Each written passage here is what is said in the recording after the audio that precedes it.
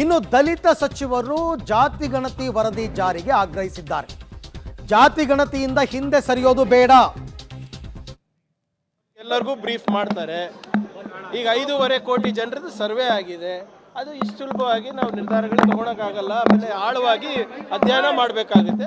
So ಮುಂದಿನ ಕ್ಯಾಬಿನೆಟ್ಗಳಲ್ಲಿ ಚರ್ಚೆ ಆಗುತ್ತೆ. ಅದು ಏನೇ ಇದ್ರು ಇವತ್ತು ನೋಡಿ, ಸಾಮಾಜಿಕ ನ್ಯಾಯ ಕೊಡಿಸೋದ್ರಲ್ಲಿ ಯಾರ್ದು ವಿರೋಧ ಇಲ್ಲ. ಕ್ಯಾಬಿನೆಟ್ ಒಳಗಡೆ ನಾವೇ ಇರ್ತೀವಲ್ಲ, ಯಾರ್ದು ವಿರೋಧ ಇಲ್ಲ. ಇವಾಗ ಏನಿದೆ, ಕಾನೂನು ಸಚಿವರು ಅವರು ತಮ್ಗೆ ಬ್ರೀಫ್ ಮಾಡ್ತಾರೆ.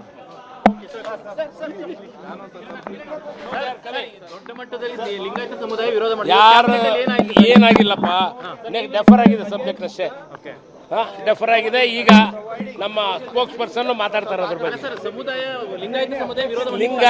ವಿರೋಧ ಮಾಡಿದ್ದಾರೆ ಅಂತಲ್ಲ, ಲಿಂಗಾಯತ್ ಸಮುದಾಯ ಇಲ್ಲಿ ಒಕ್ಕಲಿಗ ಸಮುದಾಯ ಅಂತ ಯಾವುದು ಬಂದಿಲ್ಲ. ಇಲ್ಲಿ ಜನರಲ್ ಆಗಿ ಸಬ್ಜೆಕ್ಟ್ ಹ್ಯಾಸ್ ಬಿನ್ ಡೆಫರ್ಡ್. ನಮ್ದು ಯಾರ ಅಭಿಪ್ರಾಯ ಅಂತಂದ್ರೆ ಎಲ್ಲರೂ ಅವ್ರವ್ರ ಅಭಿಪ್ರಾಯ ಕೇಳಿದ್ರು. ಇನ್ನು ಫುಲ್ ಅಭಿಪ್ರಾಯಗಳು ಯಾರು ಹೇಳಿಲ್ಲ. ಅಭಿಪ್ರಾಯ ಯಾರು ಹೇಳಿಲ್ಲ.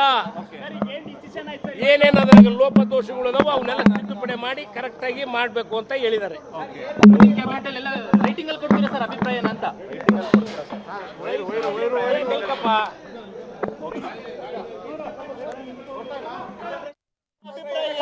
ನೋಡ್ರಿ, ಇದು ದೊಡ್ಡ ವಿಷಯ.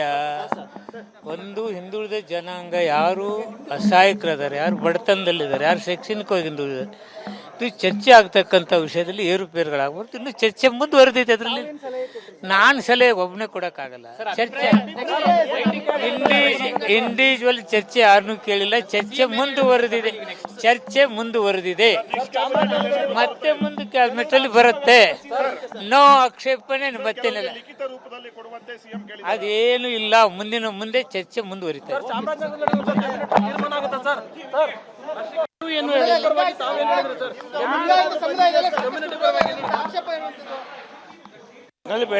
ಬರ್ತಾರೆ. ಇಲ್ಲಿ ಸಬ್ಜೆಕ್ಟ್ ಇದೆಯಲ್ಲ, ಸಬ್ಜೆಕ್ಟ್ ಪ್ರಕಾರ ಡಿಸ್ಕಷನ್ ನಡೀತಾ ಇದೆ. ಕೆಲವರೆಲ್ಲ ತಮ್ಮ ಅಭಿಪ್ರಾಯಗಳು ಹೇಳ್ಯಾರ, ಕೆಲವರು ಇನ್ನೂ ಅಭಿಪ್ರಾಯಗಳು ಹೇಳೋರು ಇದ್ದಾರೆ. ಚರ್ಚೆ ಆಗಿದೆ, ಒಳ್ಳೆಯದು ಕೆಟ್ಟದ್ದು ಯಾವ ರೀತಿ ಏನೋ ಅಭಿಪ್ರಾಯ, ಜನರ ಅಭಿಪ್ರಾಯ ಮಾತಾಡ್ತಿದ್ದಾರೆ. ಮುಂದೆ ಕ್ಯಾಬಿನೆಟಲ್ಲಿ ಫೈನಲ್ ಮಾಡೋಣ.